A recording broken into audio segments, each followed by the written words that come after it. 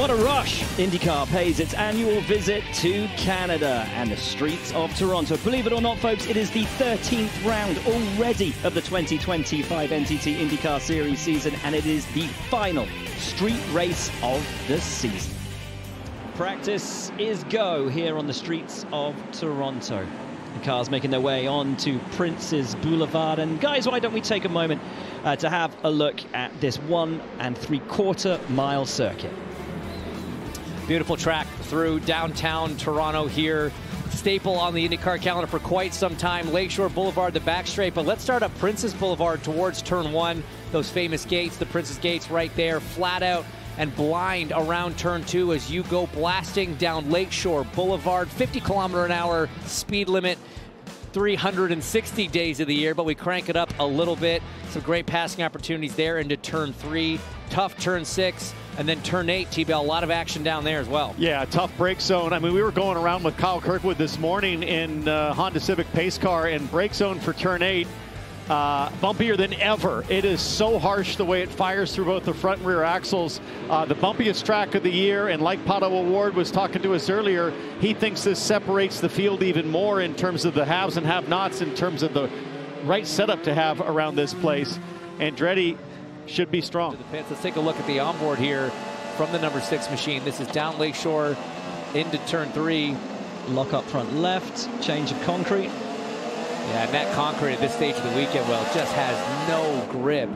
It's like driving on a wet bit of racetrack. This is the part of the track that surprised me the most this morning when we were in the car. It is 180 degrees. It is incredibly steep, and my word, it is narrow through there. It is, but you can still get some great side-by-side racing. Because the concrete is a little bit lower grip, if a driver's willing to hang it around the outside on that asphalt, you can sometimes get some defensive moves, sometimes some offensive moves, if a driver's defending down into 3, rolling it around the outside. So definitely an action-packed corner that we're going to see a lot of fireworks at this weekend. On board with Scott McLaughlin. Blue liveries appear to be the order of the day this weekend and in the championship. McLaughlin's got a blue one this weekend. Dev's got a blue and white one. A blue and black one, sorry, this weekend. Even Christian Lundgaard just mixed it up with a little blue on his white and orange or papaya McLaren. James, you were having a little stroke over there. What did you see from McLaughlin? McLaughlin is just struggling for grip, guys. It is so slick out there. Let's take a lap. Let's listen to Scott McLaughlin around a lap of Toronto here as he heads down into turn 1.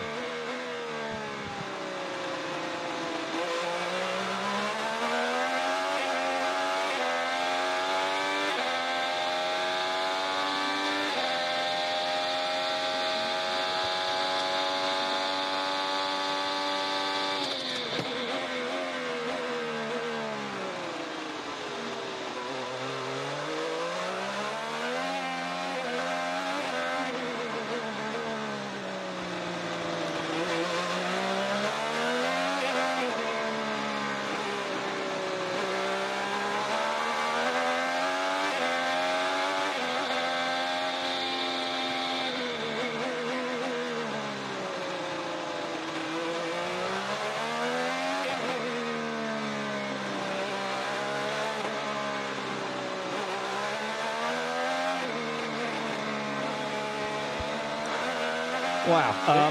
There you go. Bumpy, multiple surfaces, low grip right now, T-Bell. It looks miserable. Like there's just not much to work with in terms of a shoulder to lean on with the tires and grip. It looks skating rink-like appropriately. Of course, we're in Canada, but it's summertime up here. I'm sure McLaughlin and the rest of the field is looking forward to some of that Firestone rubber being laid down. All arms and elbows through some of those corners. British monarchy. There's your history lesson for the day as Lundgaard hits the wall on exit of the final corner. Lundgaard, who knows only too well what it takes around this track. That's a big whack on the rear right. Took the pole, fastest lap, and the race win here. I kept the wall out of 11, looks square on the right side, so we're okay. Checked my mirrors, and guys, it looks square. We're okay. No, he's got the best measuring tool right there in his hands. As soon as he was going down the front straight to turn 1, he looks at left, looks at the right. They look about even. It's fine. Let's keep sending it. I think he might wreck in any given corner, and he almost did that here in turn 1. You talk about lighting it up, Townsend. Look at this. Tokyo drift on exit or 1 and into 2. Just that's part of the course with Christian Rasmussen. It's a factor of that concrete patch in the middle of turn 1 there. He just got to the throttle a little bit. I don't want to say too early. He got to the throttle when he wanted to, but the rear tire's just not on the grippier part of the racetrack. We know that the power delivery, the drivability in that phase of the corner maybe not quite as smooth as some of the Honda powered cars, but it got some fast hands hanging onto it right now. Oh my goodness, every lap. He hurt you. Right on board with Pato O'Ward. Well, you just hear the car bottom out there. That kind of smacking, that slapping sound you hear, that's the floor of the car hitting the ground. It unloads the tire, gets that inside front locked, and off for the runoff he goes. Let's see what Alex Palou can do on this lap. It looks like David Maluka's up ahead. Probably going to hold up Palou here. Palou currently 14th with the 102.9. That's a full second off the quick time of Will Power as Palou goes to dump it. Malukas had moved over to give him room, and that's one of those miscommunications. It's the most Canadian thing I've ever seen. Here, you can have it. No, I'll back off. You take it. This is the most polite exchange I've ever seen fighting for track position in practice in IndyCar. Alex Palou has never won here in Toronto. Well, you just jinxed it. There we go. Now he will. He Thanks, did come second or third with a front wing hanging completely off a few years back, so he certainly knows how to get around this place quickly, even with a damaged race car. Most wins in the series racing this weekend. Scott Dixon with 4, Power with 3, Newgarden has 2, Lundgaard and Herta have 1 apiece.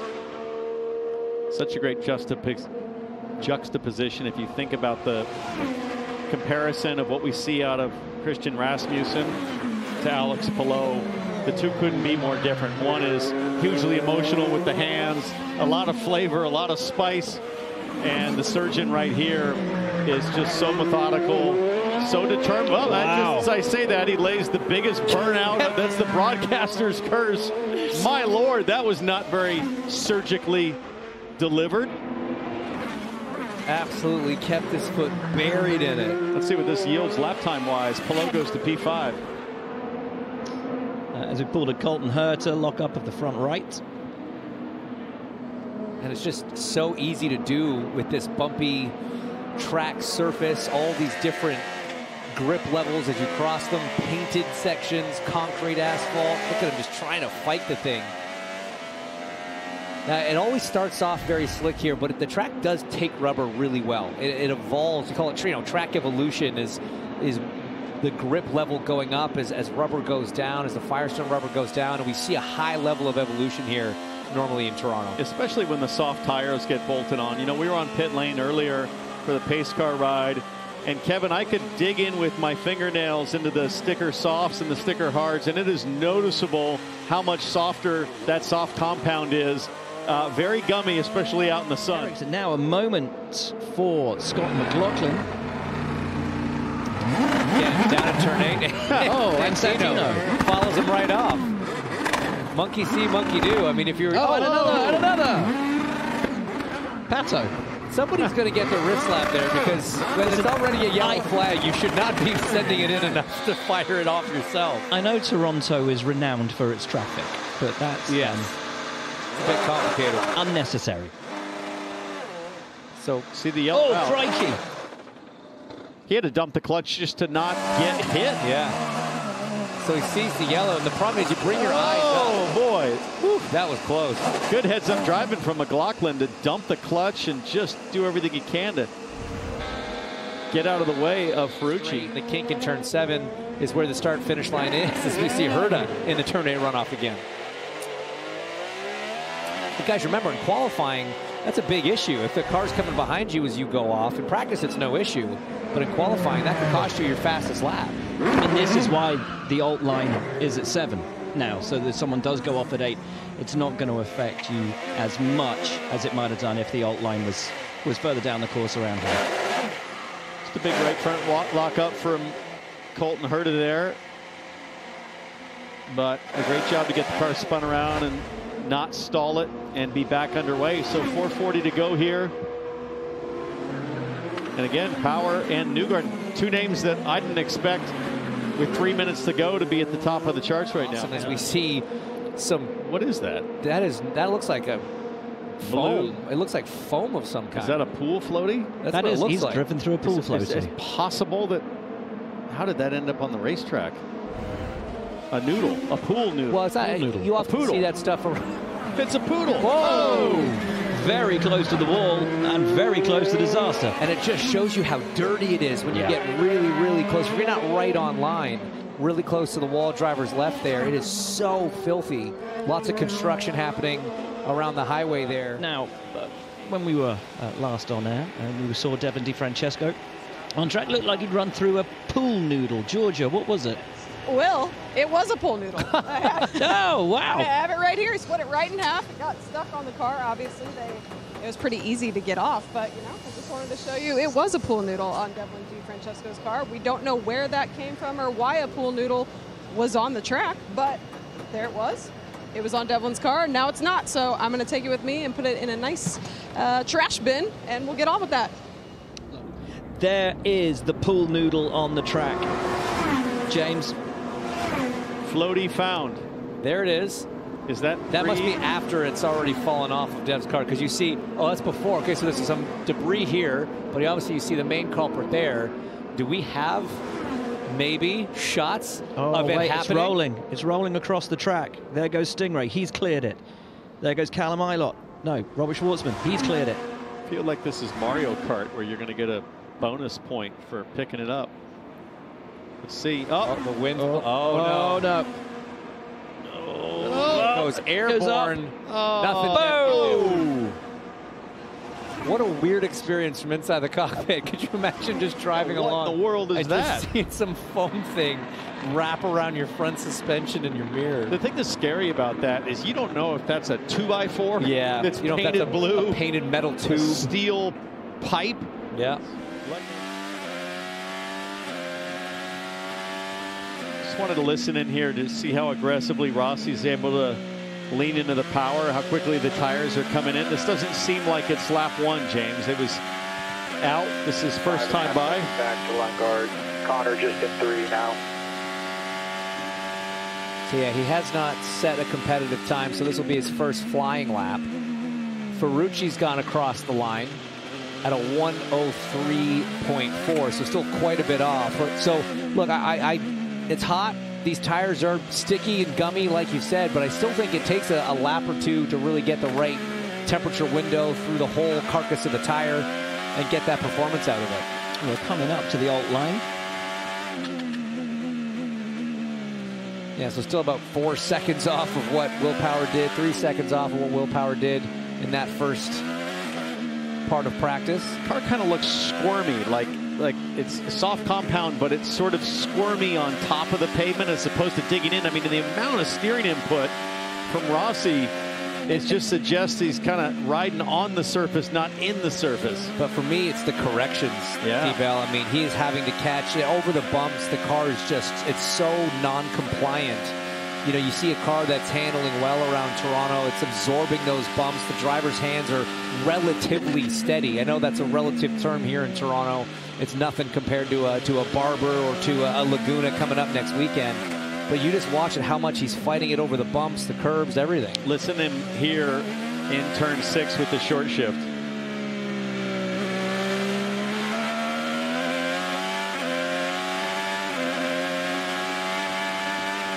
What did that do for him? To the top, 102.5. But still slower than what we saw on the hards.